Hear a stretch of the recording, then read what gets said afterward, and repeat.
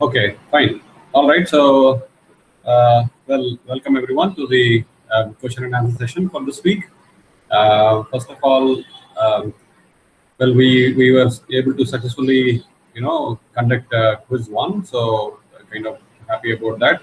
And thanks to everyone for submitting assignment, the turning in your answer sheets only on Moodle uh, and in time, so that it's kind of straightforward for me.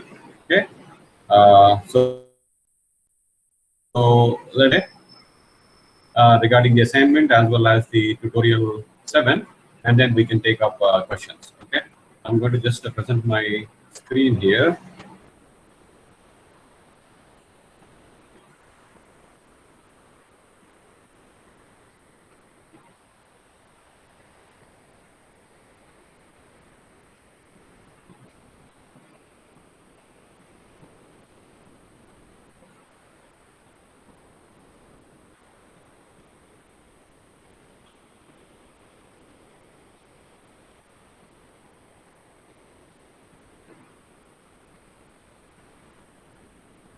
Okay, can you see the screen?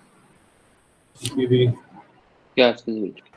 Okay, thank you. So, yeah, I mean, assignment 1, there was one question that was raised by Joel this morning. So, in the first problem is probably straightforward. You could do it.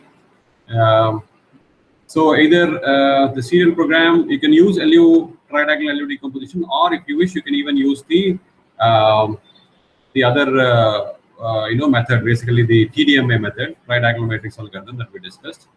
I don't know if we discussed this or not. Okay, so you can use if you're already aware of that. And then the second part asks you for doing the recursive doubling. Okay, so we have all the formulae, so you should be able to do the second problem as well, the 1B as well. Okay, then coming to the second problem, this is the solution of Poisson's equation. So you have del square phi equals minus q. Expression for q is given, and the domain ranges from plus or minus 1 for x, as well as plus or minus 1 for y. Okay, so that's the domain, and then the discretized equation is given here. Okay, and then you will be taking uniform grids in both directions, and then the initial guess is basically given as 0 everywhere. The exact solution is also given, and then you have to write a sequential Gauss-Seidel program, which should be straightforward. And then you can solve it using 0.1 as the grid size in both directions, and then essentially report the number of iterations required to bring the numerical solution to within 1% of the exact solution. Okay, and then you would plot the variation of phi versus x on the central, along the central horizontal plane, right? Y equal to 0.5 would be central horizontal plane, horizontal line. Then the B bit here asks you to develop an OpenMP program for Gauss-Seidel method using one of the diagonal approach as well as the red-black coloring approach. So this actually we have discussed in the lectures. We also given a pseudocode, so it should be kind of straightforward for you. Only thing that was raised is if you use 0.001, it appears it takes quite a lot of time for Gauss-Seidel to convert. So in case if you feel the same, only use 0.005. Okay, that is sufficient for the assignment. You don't have to use 0.001. Okay, and then here also it should be 0.005. That is sufficient. Okay, for the purpose of the assignment. Okay, and then so basically this kind of tells you, as we discussed in the lecture, Gauss-Seidel is basically still slow, isn't it? We feel it's kind of still slow to converge if the delta is small. Okay, so that means as the number of points increases, as the reach for Gauss-Seidel kind of keeps increasing, then the convergence of that also kind of goes down. So that's why we said, although Jacobi and Gauss-Seidel are kind of good iterative methods, they are still not very useful when it comes to practical application, because as you increase your number of grid points or you reduce your grid size, they still will kind of fall short in terms of the speed that is required. Okay, so for that reason, usually a multi-grid is used, multi-grid solver, which basically makes use of Gauss-Seidel as an iterative solver. Okay, so behind So at every level you will be using Gauss Seidel, but a multi-grid solver usually will kind of converge much more faster compared to Gauss Seidel. Okay, right. You also have other iterative, other methods such as the steepest descent, as well as conjugate gradient. Okay. So why I'm kind of telling all these things is basically for your project, which we will kind of probably start discussing about it soon in the coming week or the week after.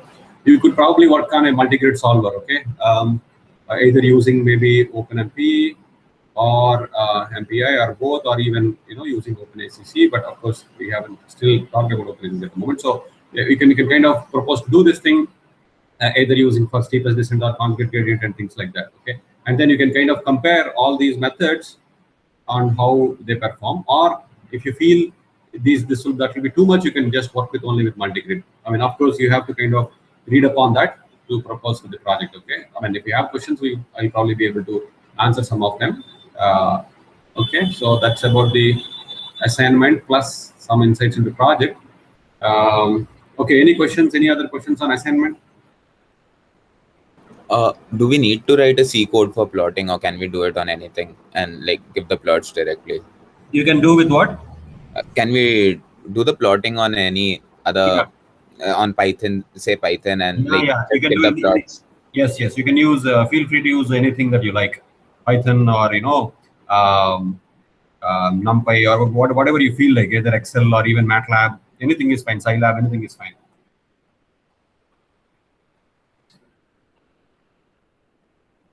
Sir? Yeah, go ahead. Okay, thanks.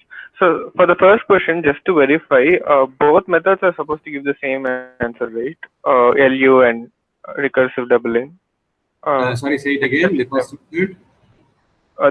Both the methods A and B are supposed to give the same answer, right? Yes, exactly. They should give the same answer. Both are actually direct methods. So yeah, either LU or recursive doubling, both should give the same answer. Yeah. Okay. I guess I got a slightly different result, which is close, not exactly the same, but I'll check that. Yeah, within some let's say a floating point arithmetic, you can probably get slightly different answer. If it is differing probably in the decimal places, probably it's okay. Fine, sir. I'll check it. Yeah. If it is okay.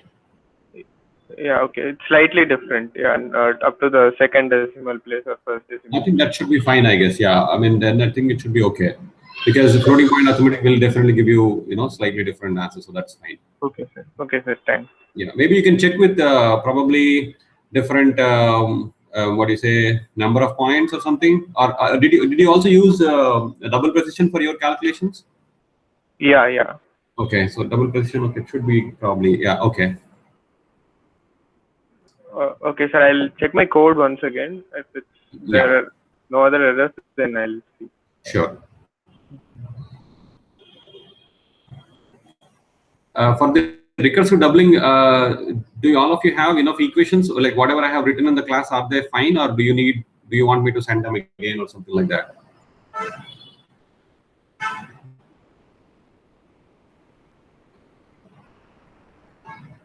I think there was one error in the calculation of that alpha. Oh, okay. And it's not the formula itself, but it is the indices. Yeah, the indices. So that should be 2 to the power of k minus 1 to n.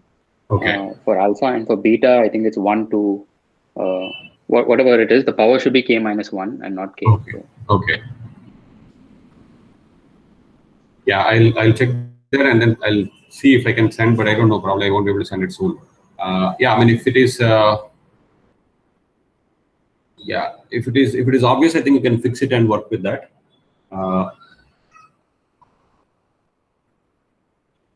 Yeah, in the exam, certainly I think all of you have performed well.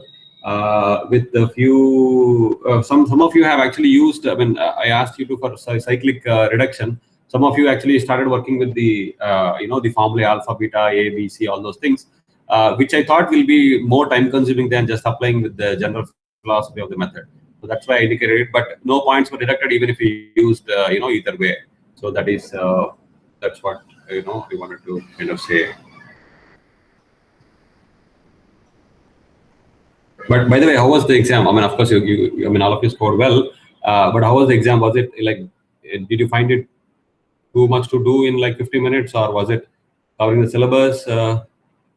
Any comments on the exam? Yeah, I think except for question 3, all the other questions were very good, and they pertain to how well we knew OpenMP.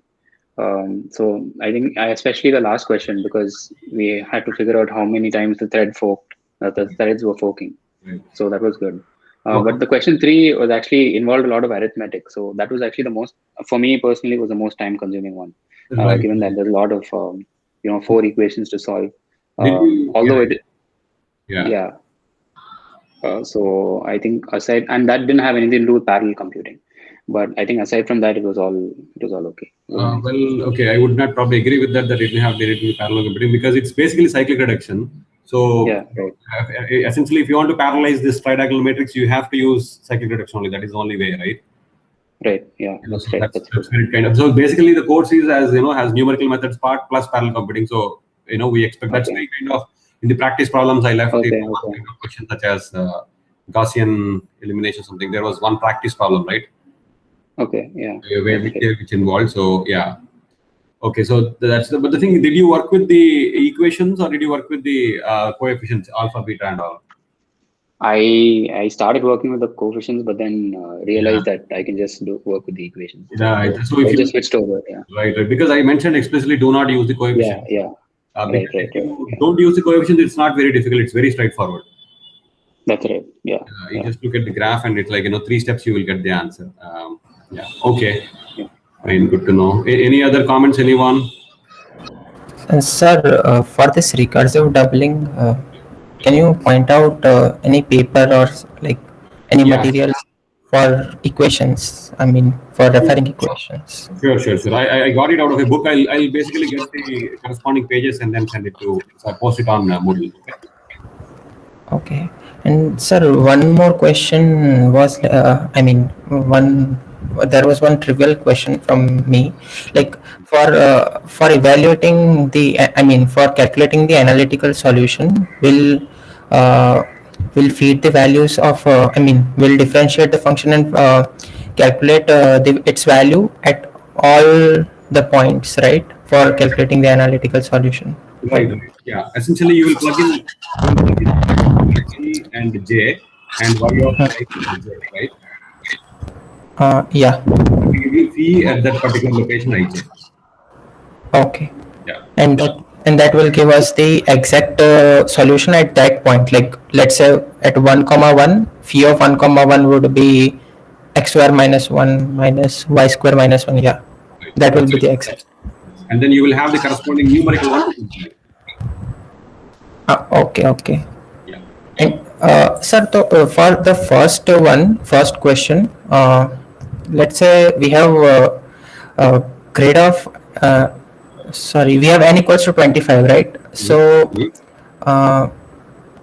in that case, there will be 25 by 3 points where we will evaluate the function numerically, right?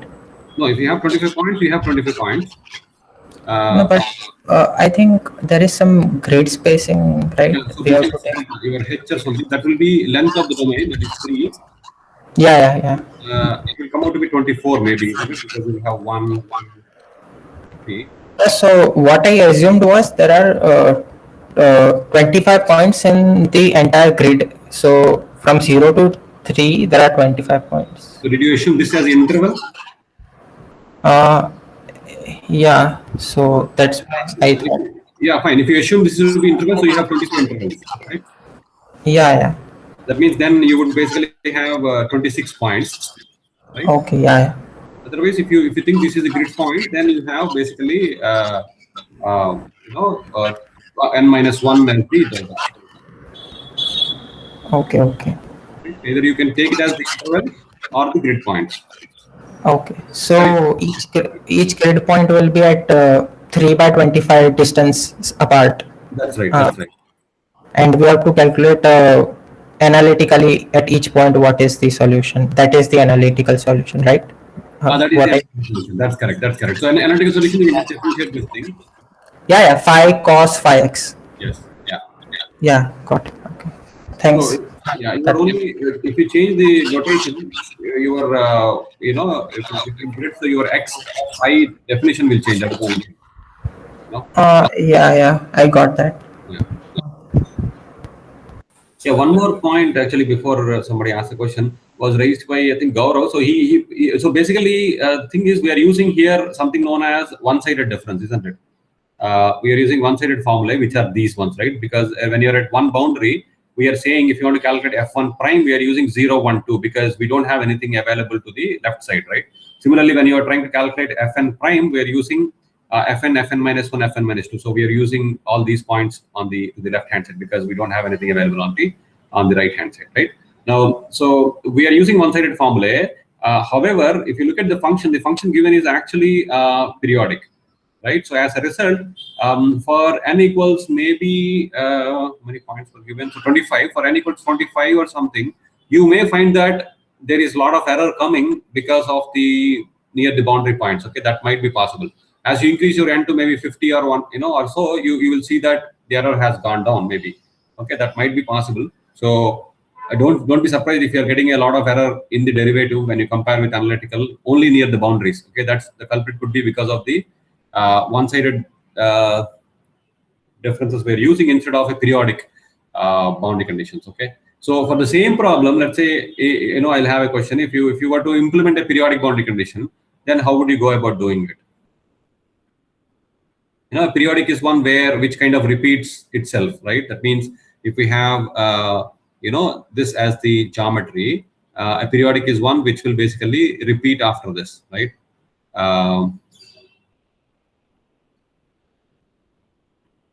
Right, so you'll have another one here or maybe the same color. Okay, so if you have periodic, how would you modify this?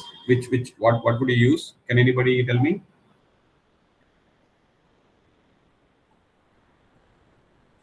Okay, periodic is essentially kind of repeats itself. For example, let's say a good example maybe let's say you want to simulate let's say flow around a fan or something. Fan has 3 blades.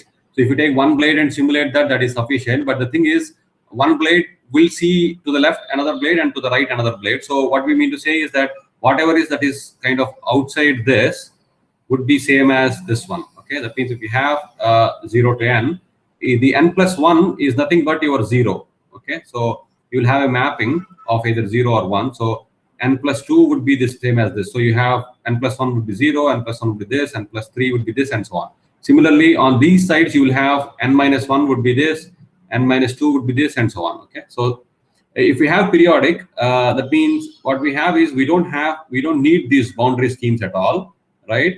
We just have to use this. We can use this stencil everywhere in the domain. At the boundaries, whenever it goes to n plus 1, we would be using either 0 or 1, depending on how we want to match these boundaries, and then work with that. Okay, if you probably work with that, you will get probably even better answer even at the very coarse number of grid points, because the errors introduced by this scheme would not be there. But however, the problem with this is the moment you put in a periodic scheme and try to match this, what happens to your matrix is your matrix now will have not only entries along the diagonal, you'll get a nice new entry here and here. Okay, now these are problematic because we always talked about periodic, tridiagonal matrices. However, now you get another entry here which will connect, on the first entry which will connect with the n minus 1 or nth point. Okay, so those are not good because that will spoil your tridiagonal structure, and as a result, maybe your recursive doubling also may or may not work. Okay, so let's not try to do this, but I just wanted to kind of throw some light on this. Okay, yeah. Any other questions on the assignment? Sir, I have Sir? Yeah. Sir, the first question, we're calculating sine. So we should take x in radians, right? So yeah, x you can take in radians. Yeah. this is more like 0 to pi. I just wanted to give 3 instead of pi.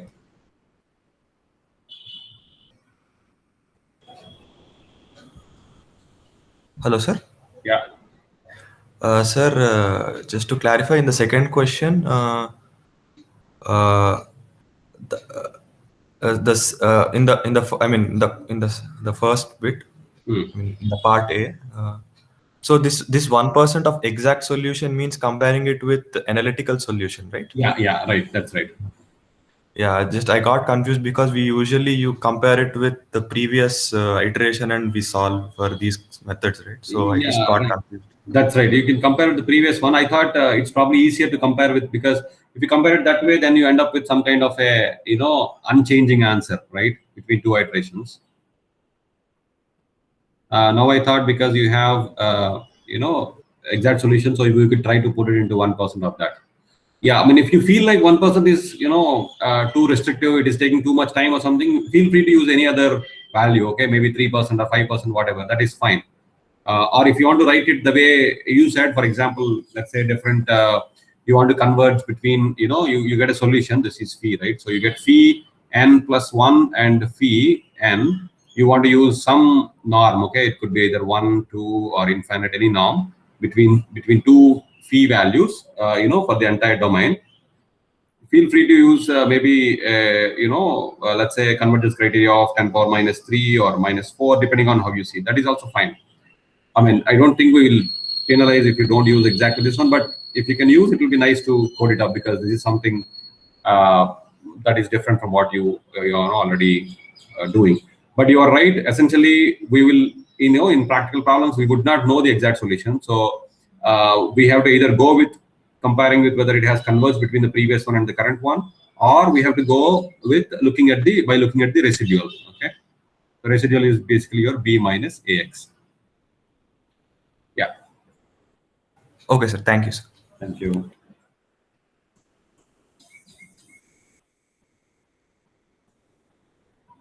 So I just have a question on the grading policy for the entire course. Yeah. Is it currently we're at like 60% for the quizzes and 20% as an average of the 3 assignments, right? Yeah. So given that I'm just reflecting. So given that we spend a lot more time on the assignments and the quiz is just a very short window of about an hour, wouldn't it make more sense to grade it, give equal weightage to quiz and assignment, or give slightly more weightage to the assignments? I don't know. I'm just asking since I don't know how it is done in other courses, but just want to know. Thing is, okay, this could be implemented, but I'll implement it next time when I offer it or we offer it. Okay. Okay. Yeah, because the thing is, I mean, the idea is even when we know the instructors or the students are not supposed to change the terms or conditions once they are agreed upon. Right. Because there's a class committee to which we submit all these percentages. Yeah, so I mean, I agree with you. Sometimes it may be, the thing is, we also have project, but we felt 20% is kind of a weightage for each of them would be better than increasing it for quizzes or something, or for assignments and things like that. I agree with you. There is some amount of work. Yeah, since in a 1 hour window, we are more prone to making errors. Like if we lose 5 marks in the quiz, we essentially lose 5% in the entire course. Yeah. Which is why I'm saying that. Yeah. I mean, essentially, if you look at other programming, let's say CFD course or something that we teach, in that you would essentially have only probably 10% for assignments, which is basically, although that requires, a lot of effort. And then you have a final exam, which is about 50%. Okay. Usually. And then another 10% with the project. So project is also takes up almost 1 month of effort. Okay. Yeah. So that only makes it to be how much? 70. So probably around another 10-20% for the quiz midterm or something. Right. Yeah. So that still doesn't make it up. I think I probably had maybe the project was, maybe the NSEM was 60, maybe something like this. So yeah. So so something like this. So I mean, students always said, I would like to have more for the project or more for the assignment or something. I mean, that's true. This probably we will think of it next time. Fine. But I think for this time, unfortunately, let us kind of stick to what we agreed upon. Okay. Yeah. Thanks.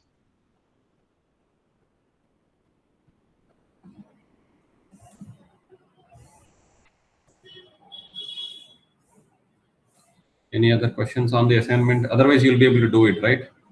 Do it and submit. So, in case if you make any other assumptions, please specify that in the project report. Okay, in the assignment report, whatever you submit. If you use any other criteria, fine. Then, if no other questions on assignment, let me move on to the today's tutorial. Okay, so today's tutorial is kind of a repeat of the tutorial 2 or so. With only thing is that now we are working with MPI instead of OpenMP. Okay, so we basically get back to the same. We get back to the same integration that we looked at before. Okay, I just increased the number of trapezoids. I'm not sure if whether this makes sense or not, because even with probably with 20-30 trapezoids itself, you may get a very accurate answer. But I thought I will increase this so that you will have, you can run it on MPI with different processes, and then exact solution is given, exact value of integration. Okay, now second question I think is very straightforward. You just have to see whether the code that we have discussed in the lecture, whether it runs on single process or not, and it gives the same answer or not. You basically have to look at the function calls and see if nothing else is violated when a single processor is called. I realized later that I only provided a C code. I didn't provide a Fortran code. I hope you will be able to convert the OpenMP code that we have written to MPI easily. Okay, for this, and with the help of the C code that is there. Okay, and then you just have to kind of check that you are getting the same answer with the single run as well as the multiple processes, and also with the exact solution. Okay, then the third bit here says that modify the code such that the input quantities. So instead of these were hard coded, instead of they being hard coded, can you read it from a user on process 0 and then use MPI send receive to communicate these values to all other processes, because these are kind of the global values in a sense that they are required by all processes. Okay, so we will see better function calls a little later, but as far as for the sake of the assignment, we will work with MPI send receive. Then the fourth problem here says that modify the program such that the MPI reduce a function is used instead of MPI send receive in calculating the global sum. Okay, so we have used MPI send receive, so replace all of that with MPI reduce. This also we discussed in the lecture, so it will make your code much more compact, and then you just have to check that there are no errors and things like that. And finally, we again use the Simpson's rule, which is accurate compared to trapezoidal, because it uses parabola to fit the top side of the trapezoid. Okay, so we have the Simpson's rule, and then you just have to modify this, in the calculation of the trapezoidal rule, and then use different number of trapezoids as well as different processes to check whether you're getting the correct result or not. Now, is this difficult to do, or is there anything new here that you have to implement? Because it has F0, Fn 2 times the even and 4 times the odd. When you partition it on an MPI kind of stuff, does this cause any issues, or is it okay?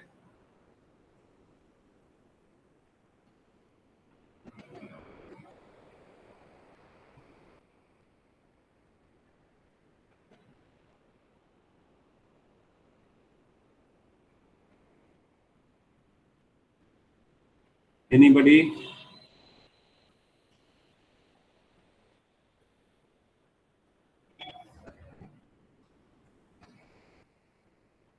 Okay, am I still connected?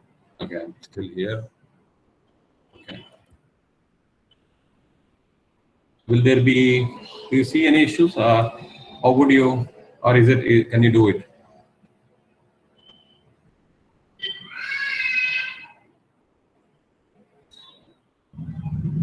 I don't know if the question is clear.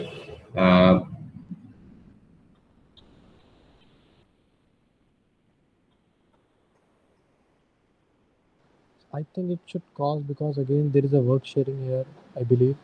Sorry? So I believe there is a work sharing here, so I think it may cause. It may cause issues. For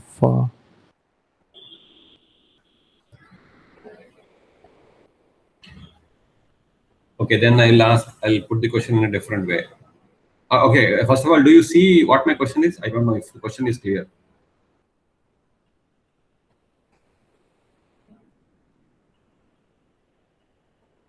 Like, is it straightforward to parallelize this, or will there be an issue when you do it with MPI?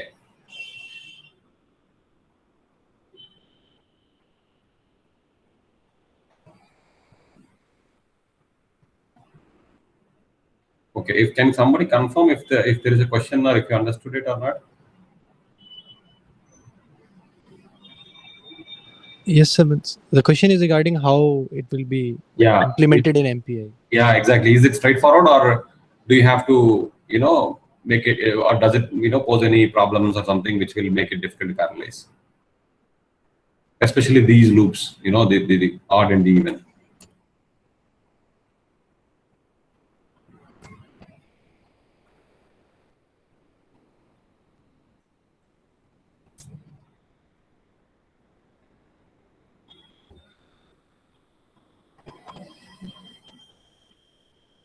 Okay. Venu says he tried it with a different one. But okay, you always say this with a different code, but how is that different from the code that we discussed? I mean, we are talking about this simple integration, right? I mean, we're talking about, in fact, not even a code. We are only talking about just this particular equation 2. Yes, sir. So instead of dividing it into smaller regions and giving it to each process, what I did is you have some local sum, and you want to add 4 times F1 plus 2 times F2 and so on. Right. So we just split these terms and give them to separate processes. Okay, so you mean to say you are giving this to one process? Yeah, part of that to one process, part of that to another process, and so on. Okay. And inside each process, there's one if condition to check whether the coefficient is 4 or 2. Right. Okay, that is fine. Okay, so basically, I mean, if your answer is that means there is some kind of issue that you have to address, isn't it? Because now you have to do more work in terms of distributing these odd and even to different processes and things like that, right? You need to probably put some if conditions and things like that. The distribution is the same as the other one, except that there's one extra if condition to find the coefficient. That's all. That's all. Okay, so that means it's the same. There are no issues, right? No, I didn't find any issues. Yeah, fine. Now, how about if we are dividing this into smaller domains and giving it to different processes, then I'm not sure how this will work. Yeah, now my question is, okay, let me put it differently. Now, can you simply do this on every process? This one, for example, instead of basically on every process, you will go to some local n-2 and local n-1, right? That's what we did in the trapezoidal rule. Now, will this work if I apply Simpson's rule to let's say I have this on process 0. Okay, I have something else on process 1, right? This is my process 1, and I have process 2 and things like that, right? Now, can I apply this formula on each of these processes? That means in here itself, I'll only go to ln-1. Would that be the same as what I would get from the global sum? Like if I done it as serial, or would that be not the same?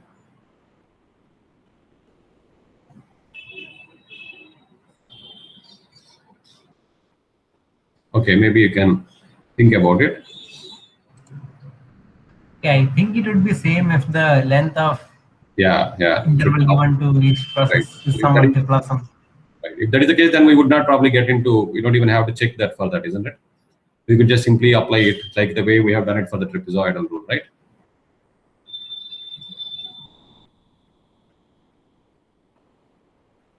Yeah, I mean, you can probably think about it and then we will discuss. With the trapezoidal, one good thing was the doubling. There were one of the points was counted 2 times. As a result, that 2 times this was taken care, isn't it? For the center points, right? We had something like f of 0/2 plus f of n/2 and things like that. So if we are applying at a boundary, this was counted in 2 times. As a result, there was no issue. Now, would the same thing happen here and you get the same answer? Maybe you can check. Okay, I think it will give the same answer if the number of intervals given to each process is an even number. Okay, yes. If essentially if number of points essentially ln happens to be even, then you would get the same answer. Is it? Yeah, that's what I think. Yeah. Okay. Fine. Any other questions? Otherwise, it is straightforward to do this assignment, right? Very few. I mean, there seem to be 5 questions, but many of them are very straightforward. Okay. Any other questions? Anybody on the assignment?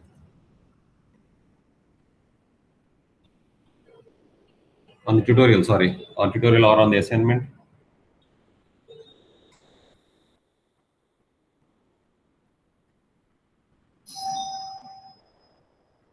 No questions. Okay.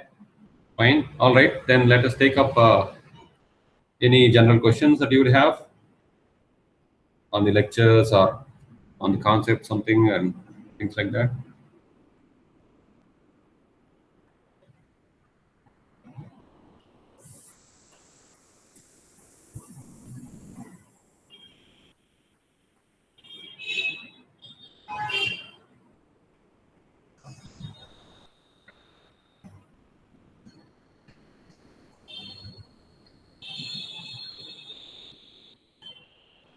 Sir, I have one question. Yeah. So in the last lecture, you told regarding this tree-like structures of like summing up of the elements. Right. So in that you said there are endless choices to make a tree. So if there are fixed number of points, so from permutation and combinations, how could there be an endless number of choices? Like, can you explain a bit? Yeah. No, I didn't mean actually kind of endless in a sense. In that sense, for example, let's say you want to see, the thing is your n also is the number of process you have, n prox is also is changing, right? This could be either 10 or it could be 8 like in the example, or it could be even 1,000, right? Or even more, right? Number of process. Now the idea is the thing is your when I said there are in lot of choices, you have something called topology of the network.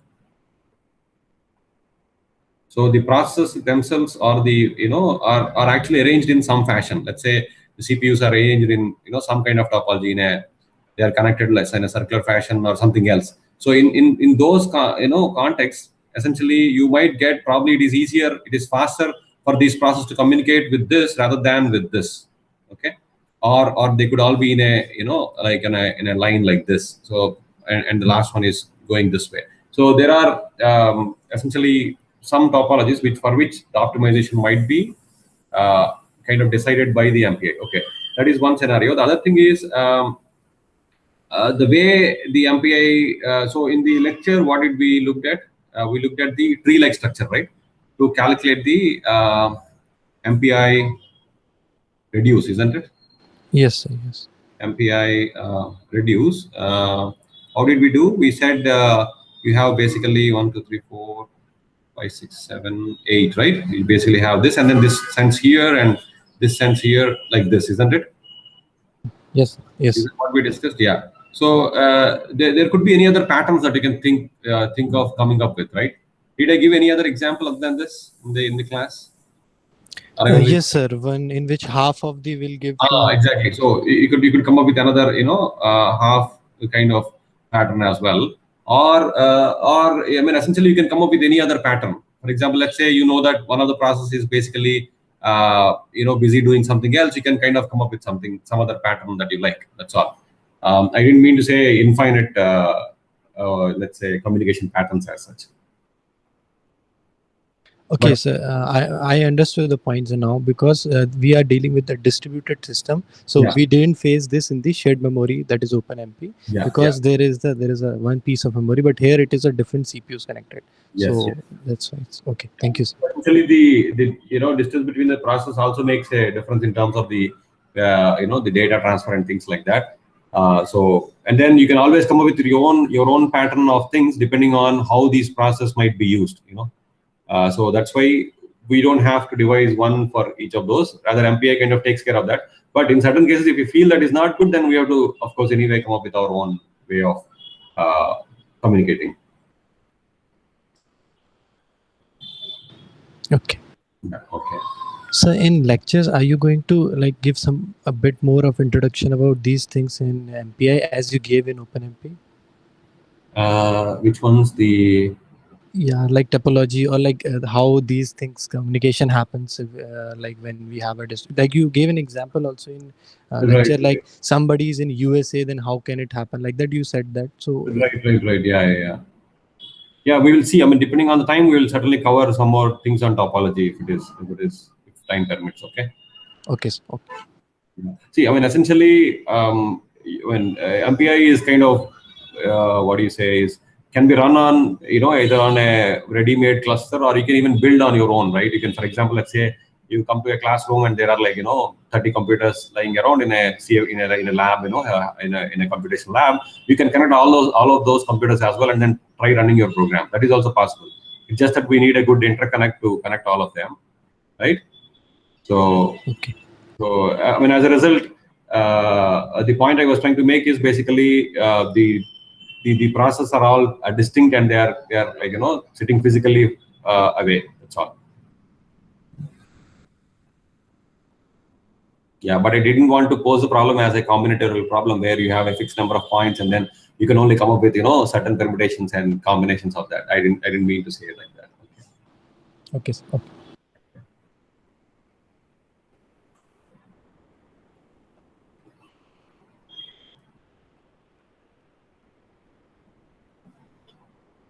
Yeah, so we have one more week of lecturing next week, and then we have a semester break.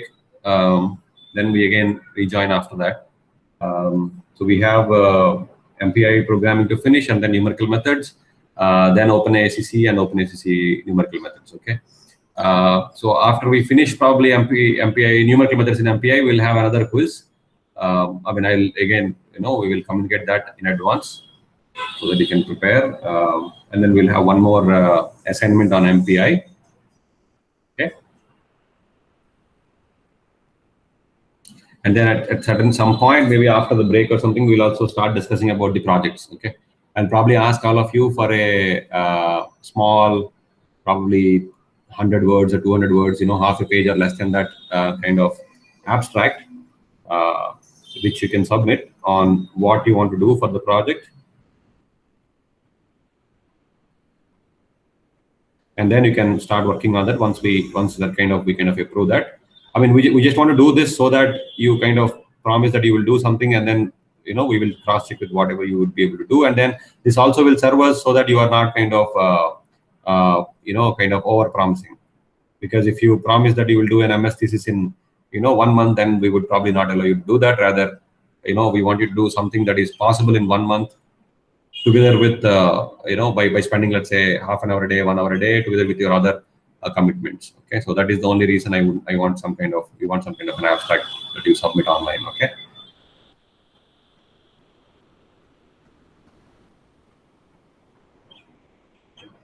Now, project you can work in pairs. So if you want to work with somebody, both of you can just submit one abstract and you can work together, either on MPI, OpenMPI, or OpenACC, or on a combination of these as well, depending on the problem.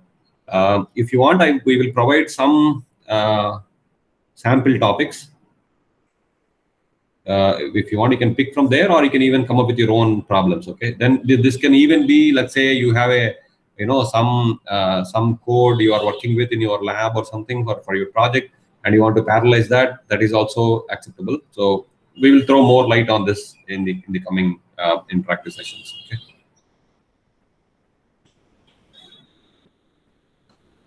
And then just like quiz 1, for quiz 2, we will have quiz 2 will be solely on MPI, right?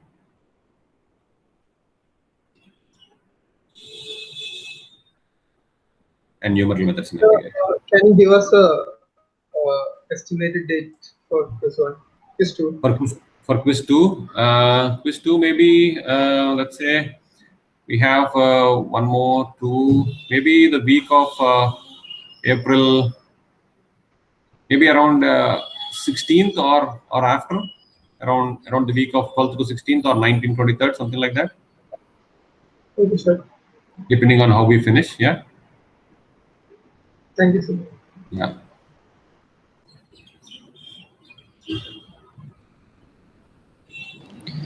Sir, whatever we learnt in OpenMP in C can be implemented in C++ also. No? Yeah, yes.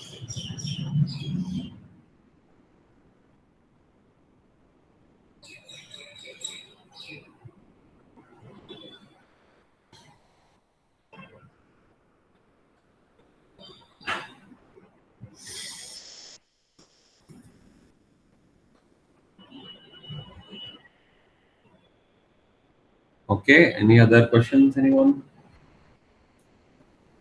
Turnout is less today. Maybe it's because quiz 1 is already over. So, okay, so it's not interesting to join.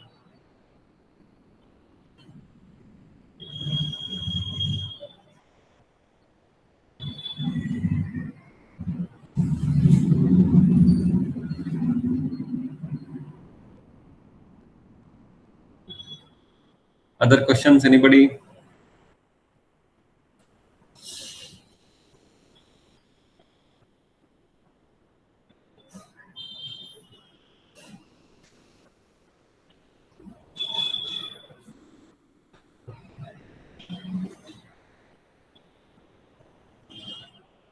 Yeah, so Professor Rupesh has posted one tool, right, that was developed. So maybe you can kind of play with that and see how your programs will look similar to or differ from what the tool gives. Okay, for OpenMP. Yeah, and just to add to that, if somebody wants to develop such a tool for MPI or OpenACC, you are welcome as part of your project. Yeah, so that's another project proposal. So you can certainly take it up.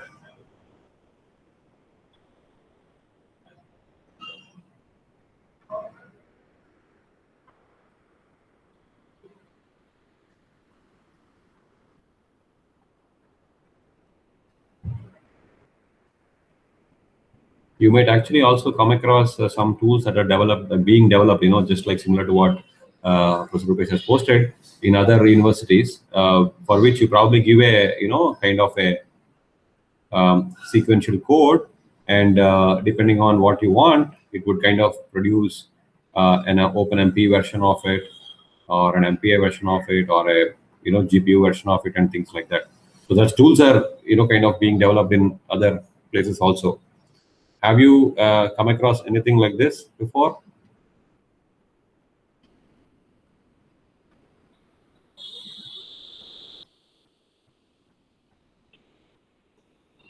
We kind of started off saying that this is not very much easy to do, right, in the course. That's why we need to kind of learn programming and things like that.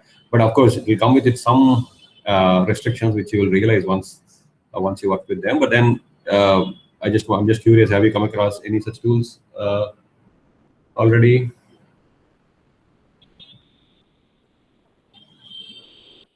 Okay, if not, then maybe it's time to take a look at them as well.